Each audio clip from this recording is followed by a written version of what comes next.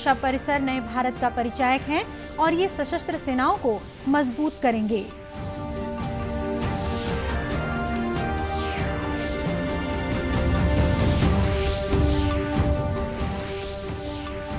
स्वास्थ्य मंत्री ने स्वच्छ भारत मिशन के तहत स्वच्छता और शौचालय के उपयोग के लिए 31 स्वच्छता जागरूकता रथ को रवाना किया।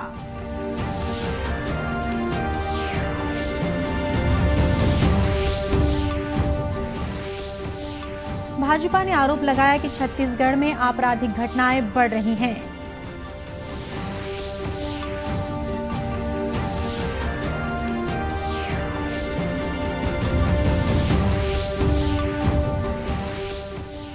और राज्य सरकार ने भारी बारिश से फसलों को हुई क्षति की जानकारी जिला कलेक्टरों से मांगी।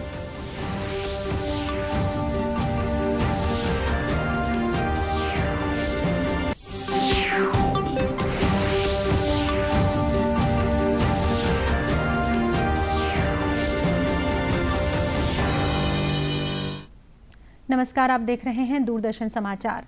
मैं हूं शीतला शुक्ला। अब समाचार विस्तार से। प्रधानमंत्री नरेंद्र मोदी ने कहा है कि नए रक्षा परिसर नए भारत का परिचायक हैं और ये सशस्त्र सेनाओं को मजबूत करेंगे। आज नई दिल्ली में कस्तूरबा गांधी मार्ग और अफ्रीका एवेन्यू में रक्षा कार्यालय परिसरों का उद्घाटन करते हुए श्री मोदी ने कहा कि आधुनिक बुनियादी ढांचे ने जीवन और व्यापार को आसान बनाने में महत्वपूर्ण भूमिका निभाई है। आजादी के 75वें वर्ष में आज हम देश की राजधानी को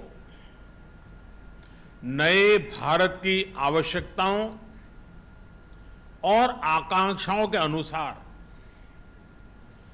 विकसित करने की तरफ एक महत्वपूर्ण कदम बढ़ा रहे हैं। ये नया डिफेंस ऑफिस कॉम्प्लेक्स हमारी सेनाओं के कामकाज को अधिक सुविधाजनक, अधिक प्रभावी बनाने के प्रयासों को और सशक्त करने वाला है। इन नई सुविधाओं के लिए डिफेंस से जुड़े सभी साथियों को मैं बहुत बहुत बधाई देता हूं। प्रधानमंत्री ने इस बात पर जोर दिया कि सेंट्रल विस्टा के विकास के पीछे यही विचार है। उन्होंने कहा कि कार्यालय परिसर का निर्माण 2 वर्ष के बजाय 1 वर्ष में ही पूरा हो गया। उन्होंने कहा कि कोविड के दौरान इस परियोजना में सैकड़ों श्रमिकों को रोजगार मिला। तो वो सिर्फ एक शहर नहीं होता है। किसी भी देश की राजधानी उस देश की सोच, उस देश के संकल्प, उस देश का सामर्थ्य और उस देश की संस्कृति के प्रतीक होती है।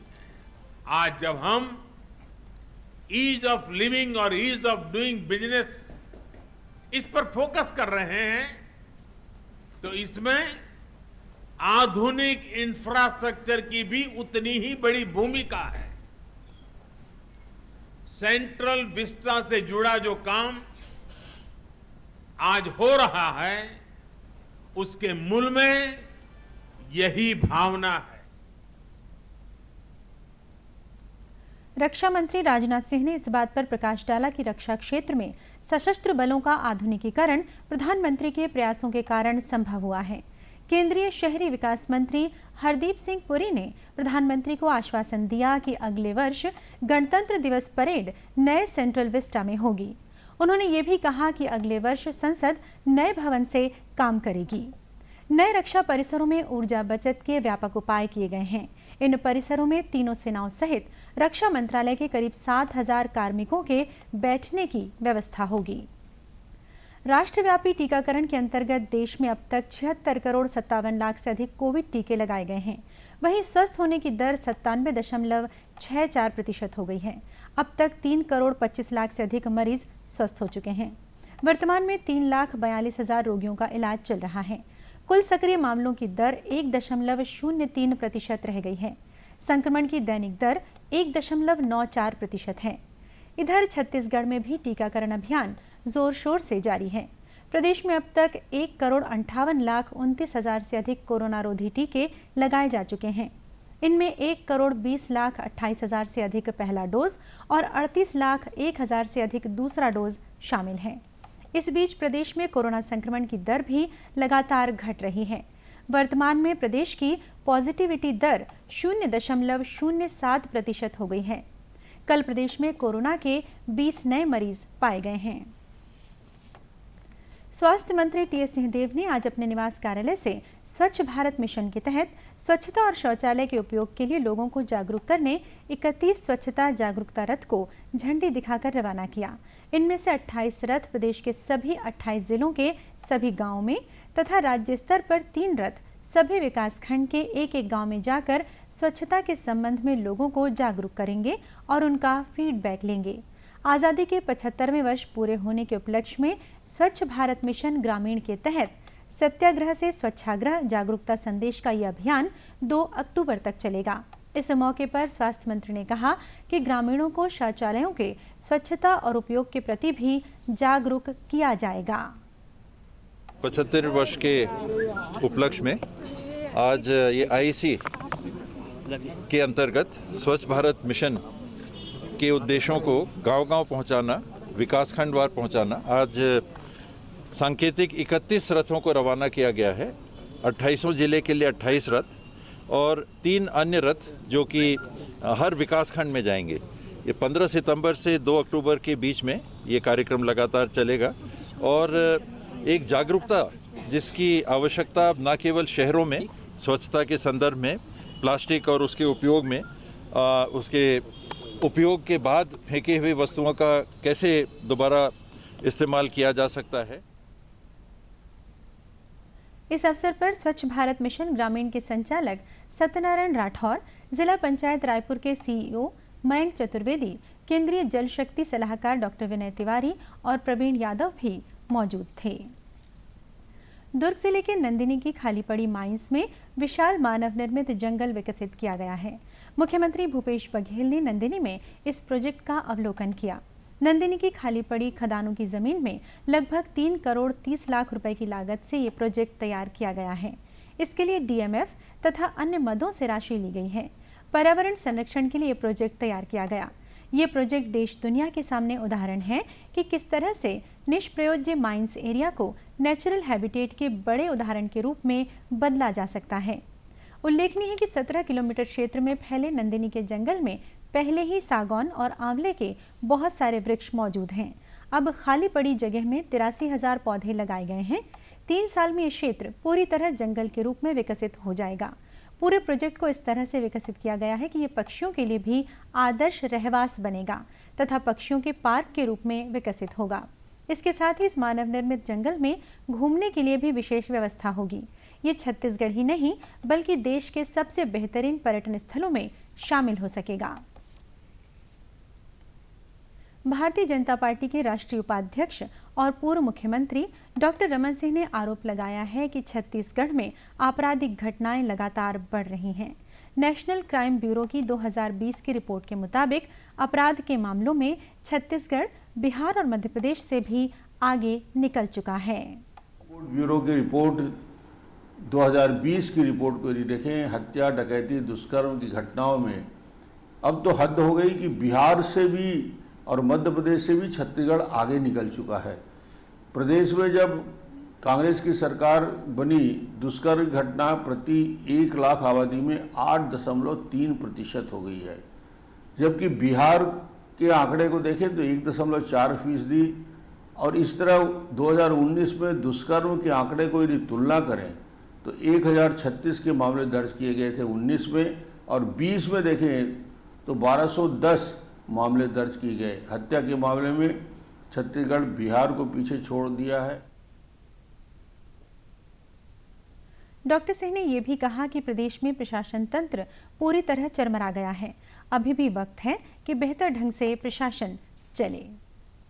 राष्ट्रीय सफाई कर्मचारी आयोग भारत सरकार के उपाध्यक्ष बब्बन रावत इन दिनों छत्तीसगढ़ के प्रवास पर हैं। इस दौरान वे राज्य के विभिन्न जिलों का दौरा कर सफाई कर्मचारियों से जुड़ी समस्याएं सुन रहे हैं और उसके निराकरण का प्रयास कर रहे हैं। इसी कड़ी में श्री रावत राजनांदगांव जिले के डोंगरगढ़ पहुंचे और वहां जनप्रतिनिधियों सहित अधिकारियों तथा सफाई कर्मियों की बैठक में शामिल हुए। इस मौके पर मीडिया से चर्चा में श्री रावत ने बताया कि प्रवास के दौरान विभिन्न क्षेत्रों में सफाई कर्मचारियों के आर्थिक, शैक्षणिक और सामाजिक उन्नयन से जुड़ी जानकारियां इकट्ठा की जा रही हैं।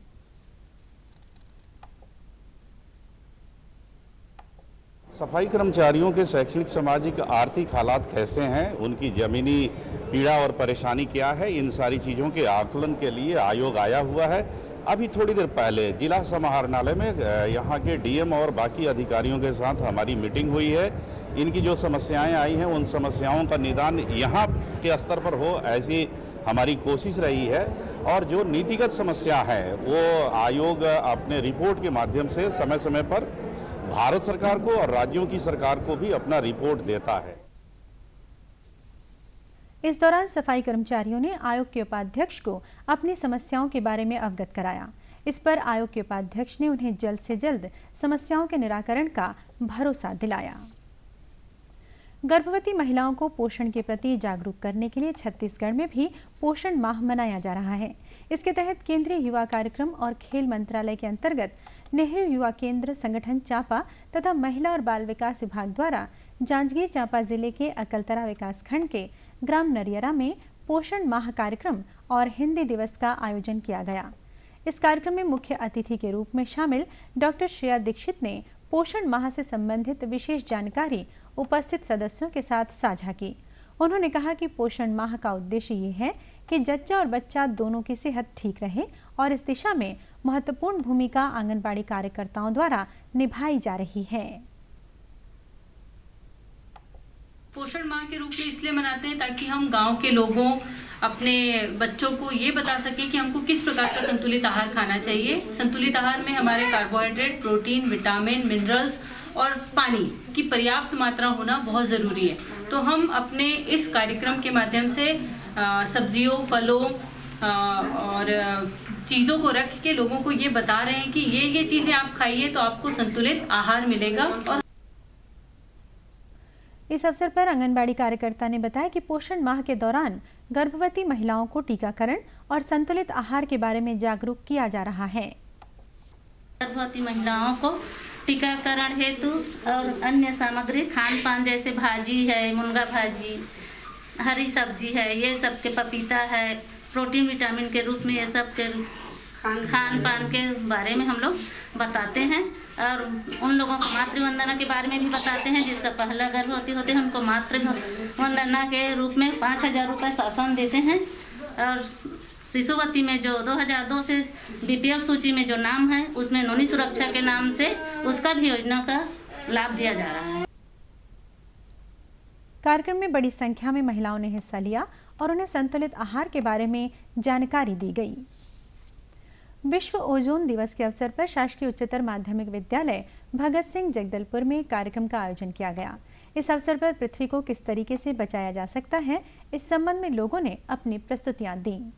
पृथ्वी पर ओजोन लेयर हटने से मानव जाति और पर्यावरण को क्या नुकसान हो सकता है, इस बारे में विद्यार्थियों ने विस्तार से बताया।